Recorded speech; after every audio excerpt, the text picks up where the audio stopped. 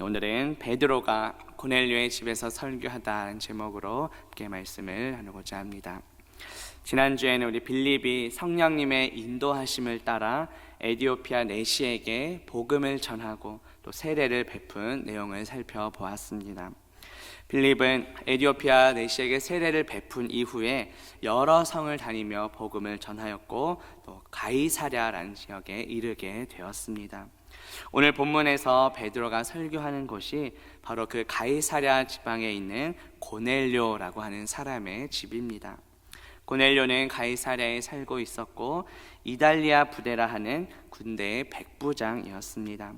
사도행전 10장 1절에 보면 가이사랴에 고넬료라 하는 사람이 있으니 이달리아 부대라 하는 군대의 백부장이라고 소개됩니다. 이 고넬료는 경건하여 하나님을 경외하며 백성을 많이 구제하고 하나님께 항상 기도하던 사람이었습니다. 그런데 하루는 하나님의 사자가 환상 중에 나타나 고넬료에게 말씀합니다. 베드로를 청하여 말씀을 들으라고 합니다. 그래서 고넬료는 하인과 부하들을 보내서 베드로를 불러오게 합니다. 그 다음 날 베드로 역시 환상을 보게 됩니다. 하늘에서 큰 보자기가 내려오는데 그 안에 각종 짐승이 있었습니다. 하늘로부터 소리가 나서 베드로에게 그것을 잡아먹으라고 합니다. 그러나 베드로는 깨끗하지 않은 것을 내가 먹을 수 없습니다 라고 대답했습니다. 그러자 두 번째 하늘로부터 소리가 나는데 하나님께서 깨끗하게 하신 것을 내가 속되다 하지 말라고 말씀합니다. 사도행전 10장 15절에 보면 또 두 번째 소리가 있으되 하나님께서 깨끗하게 하신 것을 내가 속되다 하지 말라 하더라고 말씀합니다. 베드로는 자신이 본 이 환상이 무슨 뜻일까 의아해합니다.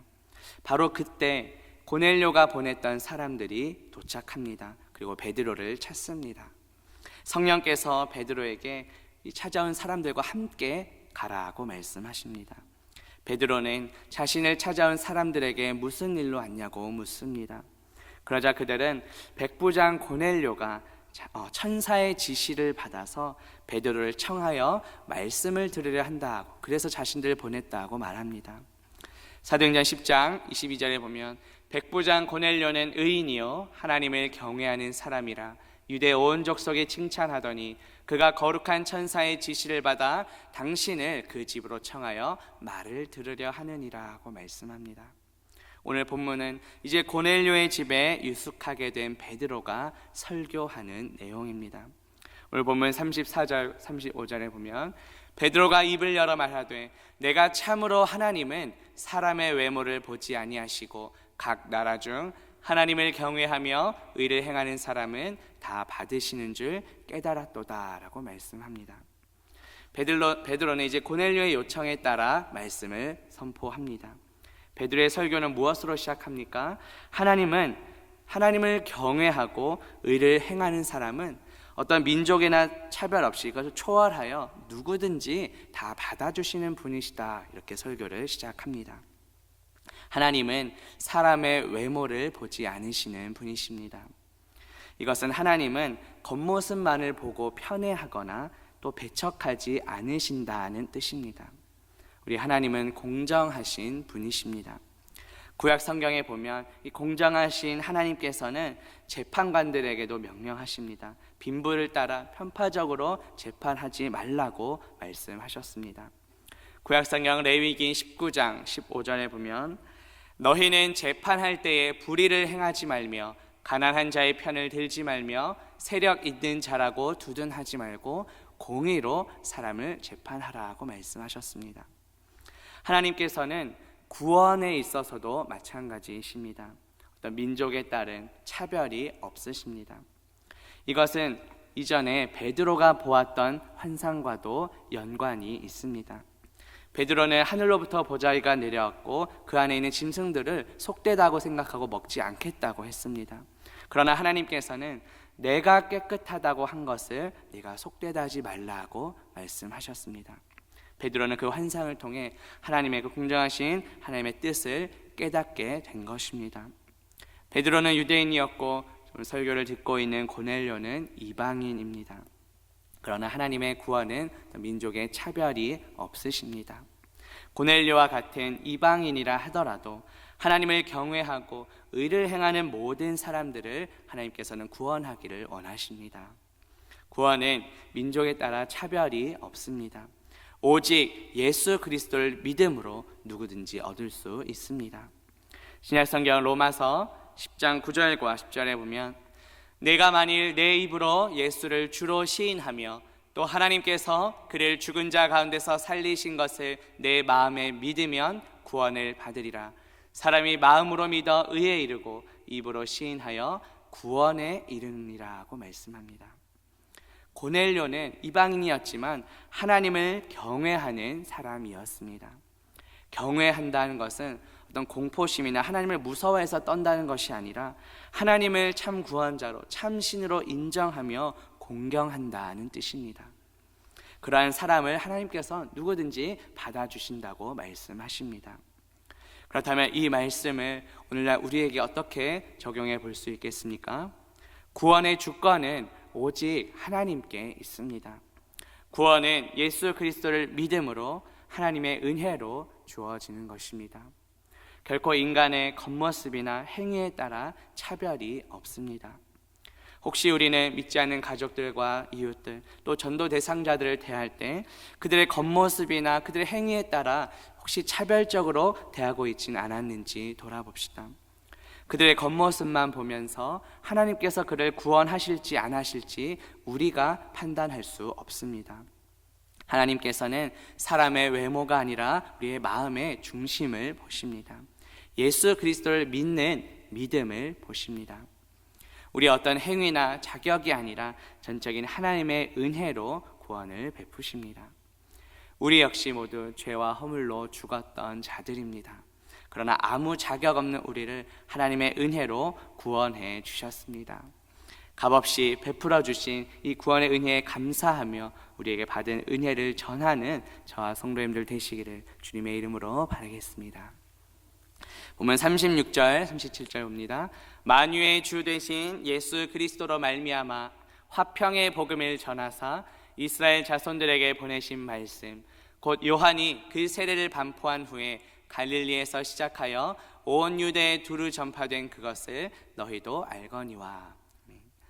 36절과 이제 37절 말씀은 이제 세례 요한의 그 사역 이후에 갈릴리에서부터 시작된 이 복음의 메시지가 온 유대에 전파된 것을 보여줍니다. 그 메시지의 핵심은 무엇입니까? 예수 그리스도로 말미암은 화평의 복음이었습니다.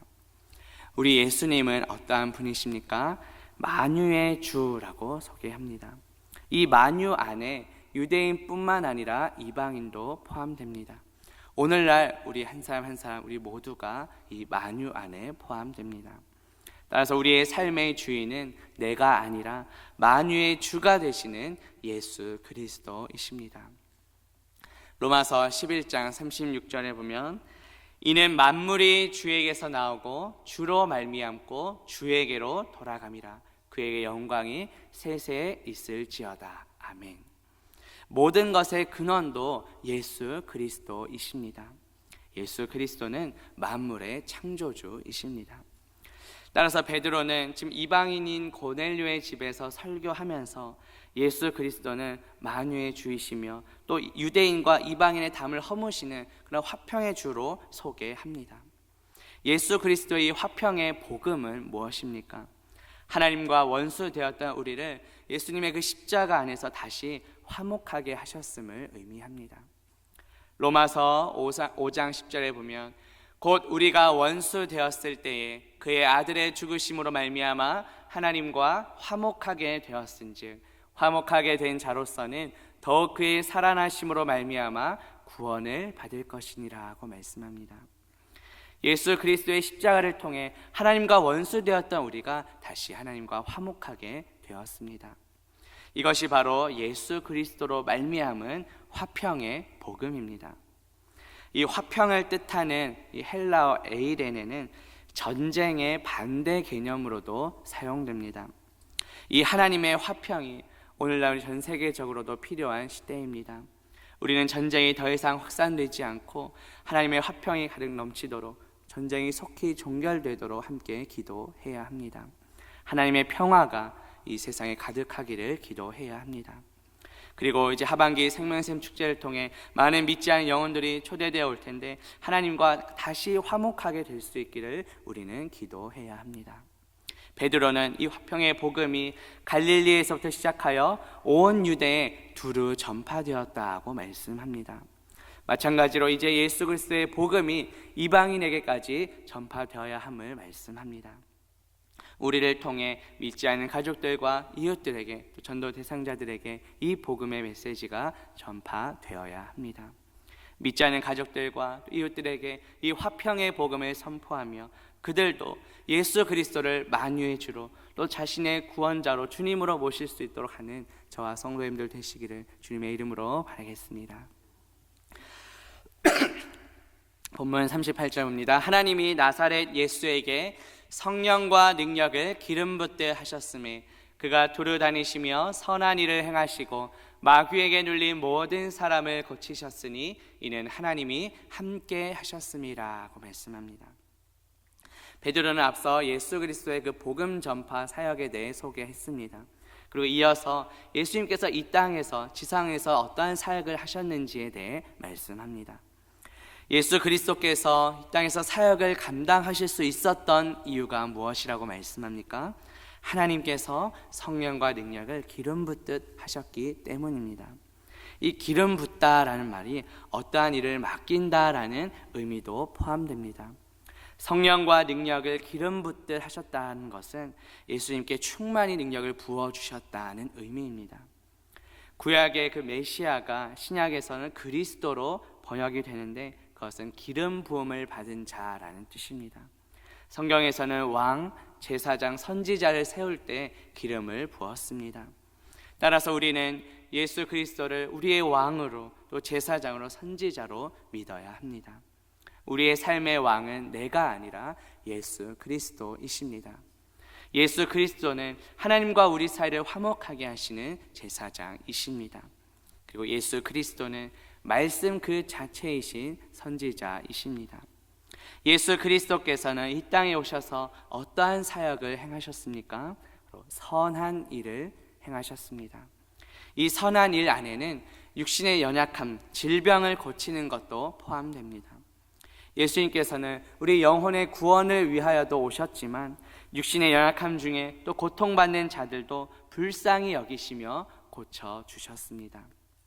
오늘 본문에 보면 마귀에게 눌린 사람도 고쳐주셨다고 말씀합니다.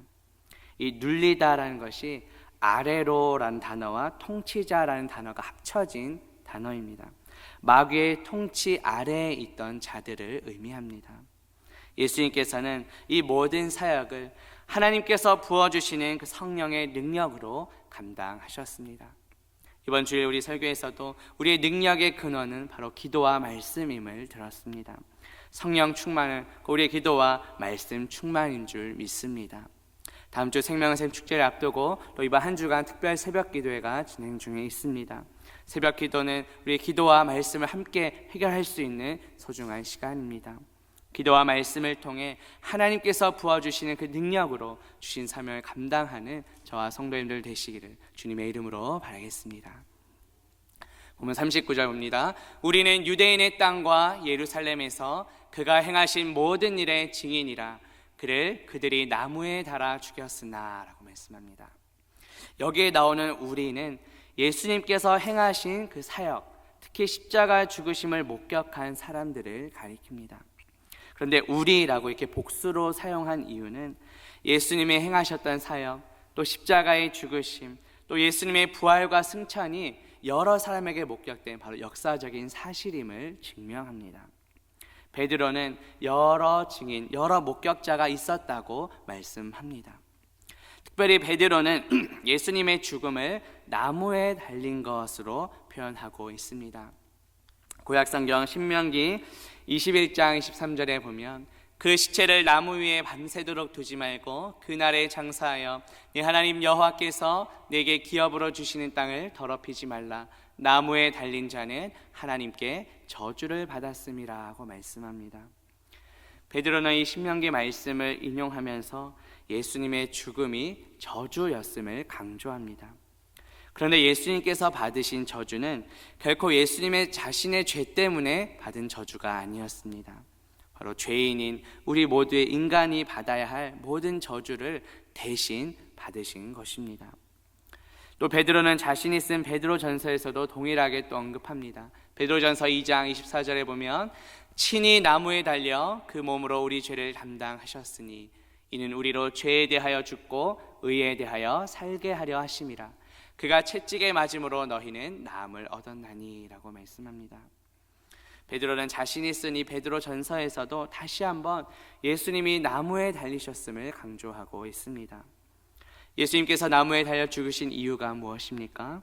우리로 하여금 죄에 대하여는 죽고 의에 대하여는 살도록 하기 위함이었습니다. 그런데 예수님은 십자가 죽으심으로 끝나지 않으셨습니다. 하나님께서 사흘 만에 다시 살리셨습니다. 본문 40절에 보면 하나님이 사흘 만에 다시 살리사 나타내시되 라고 말씀합니다. 베드로는 하나님께서 예수 그리스도를 다시 살리시고 나타내셨다고 말씀합니다. 하나님께서 예수님을 살리신 후에, 부활 후에 예수님을 나타내신 이유는 무엇일까요? 당시 베드로의 설교를 듣고 있던 사람들은 모두 이방인들입니다. 예수님의 제자들이 예수님의 시신을 훔쳐갔다는 그 유대인의 헛소문을 어쩌면 들었을 가능성이 있습니다. 신약성경 마태복음 28장 13절에 보면 이르되 너희는 말하기를 그의 제자들이 밤에 와서 우리가 잘 때에 그를 도둑질하여 갔다 하라 이렇게 말씀합니다. 이런 헛소문이 퍼져 있는 그 상황에서 베드로는 그런 헛소문을 잠재우고자 하나님께서 예수님을 살리시고 나타내셨다고 강조한 것입니다. 오늘 본문 41절에 보면 모든 백성에게 하신 것이 아니요 오직 미리 택하신 증인 곧 죽은 자 가운데서 부활하신 후 그를 모시고 음식을 먹은 우리에게 하신 것이라고 말씀합니다. 하나님께서는 예수 그리스도를 살려주셨습니다. 그리고 나타내실 때 모든 백성에게 나타내신 것이 아닙니다. 오직 미리 택하신 증인들에게 나타내셨습니다. 하나님께서는 자신의 증인들을 직접 택하셨습니다. 그리고 그 택하신 증인들을 통해 예수 그리스도께서 육체적으로 부활하셨음을 전파하게 하셨습니다. 미리 정하시고 또 예비하신 그 사람들에게 예수 그리스도의 부활을 나타내시면서 부활의 증인으로 삼으셨습니다. 예수 그리스도를 모시고 또 음식을 먹었다라는 것은 예수님과 제자들이 친밀한 교제를 나누었음을 의미합니다. 이것을 통해 베드로는 예수님의 부활이 육체적인 부활이었음을 강조합니다. 본문 마지막 42절에 보시면 우리에게 명하사 백성에게 전도하되 하나님이 살아있는 자와 죽은 자의 재판장으로 정하신 자가 곧 이 사람인 것을 증언하게 하셨고 라고 말씀합니다. 하나님께서는 무엇을 명령하셨습니까? 전도하라고 명령하셨습니다. 전도의 대상은 누구입니까? 백성들입니다. 이 백성들이라 함은 이스라엘이나 이방인의 구분이 없는 일반적인 사람 모두를 가리킵니다. 그렇다면 우리는 무엇을 증언해야 합니까? 하나님께서 살아있는 자와 죽은 자의 재판장으로 정하신 자가 바로 예수 그리스도이심을 증언해야 합니다. 하나님께서는 마지막 때에 살아있는 자와 죽은 자를 심판하실 그 심판자로 예수 그리스도를 세우셨습니다. 아들에게 모든 심판의 권한을 주셨습니다. 요한복음 5장 22절에 보면 아버지께서 아무도 심판하지 아니하시고 심판을 다 아들에게 맡기셨다고 말씀합니다.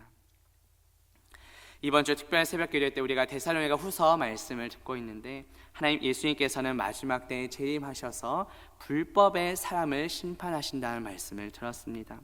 데살로니가 후서 2장 8절 보면 그때 불법한 자가 나타나리니 주 예수께서 그 입의 기운으로 그를 죽이시고 강림하여 나타나심으로 패하시리라고 말씀합니다. 베드로는 하나님께서 예수 그리스도를 심판자로 재판장으로 정하셨음을 너희가 증언하라고 말씀합니다. 본문 마지막 43절에 보면 그에 대하여 모든 선지자도 증언하되 그를 믿는 사람들이 다 그의 이름을 힘입어 죄사함을 받는다 하였느니라 고 말씀합니다. 그의 이름은 무엇입니까? 바로 예수 그리스도의 이름입니다. 성경에서의 이름은 바로 그 존재 자체를 의미합니다. 따라서 예수 그리스도의 이름을 부르는 자는 예수 그리스도를 믿는 자입니다. 성경 여러 곳에서 주님의 이름을 부를 때 구원받는다고 말씀하고 있습니다. 구약성경 요엘서 2장 32절에서는 누구든지 여호와의 이름을 부르는 자는 구원을 얻으리니 라고 말씀합니다. 이 구약의 여호와가 신약에서는 주로 번역됩니다. 사도행전 2장 21절 또 로마서 10장 13절에서는 동일하게 누구든지 주의 이름을 부르는 자는 구원을 받으리라고 말씀했습니다. 예수 그리스도의 이름을 힘입어 죄사함을 받는다는 것은 바로 예수 그리스도를 통해 죄사함을 받는다는 의미입니다. 신약성경 요한일서 2장 12절에 보면 자녀들아 내가 너희에게 쓰는 것은 너희 죄가 그의 이름으로 말미암아 사함을 받았음이요 라고 말씀합니다. 결코 인간이 인간의 죄를 사할 수 없습니다. 오직 예수 그리스도만이 우리의 죄를 사해 주십니다. 우리는 모두 예수 그리스도를 통해 죄 사함 받고 구원받은 자들입니다. 그러나 우리 주변에 여전히 예수 그리스도의 이름을 믿지 않고 자신의 이름을 의지하며 살아가는 자들도 많이 있습니다. 그들에게 예수 그리스도의 죄 사함의 복음을 전파하고 또 예수 그리스도의 이름을 부르며 구원받는 역사가 일어나도록 하는 저와 성도님들 되시기를 주님의 이름으로 바라겠습니다. 기도합니다. 하나님 아버지, 오늘 말씀을 통해 베드로가 고넬료의 집에서 설교했던 내용을 살펴보게 하시니 감사합니다. 하나님께서는 유대인과 이방인의 차별 없이 구원하시는 분이심을 믿습니다. 예수 그리스도의 십자가를 통해 하나님과 원수되었던 우리가 다시 화목하게 되었음을 믿고 감사드립니다. 아무 자격 없는 우리에게 값없이 구원의 은혜를 베풀어 주셨으니 이제 우리가 받은 은혜와 사랑을 전하며 살아가게 하옵소서. 믿지 않는 가족들과 이웃들이 예수 그리스도의 이름을 부르며 구원 얻는 역사가 일어나게 하옵소서. 예수 그리스도의 이름으로 기도합니다. 아멘.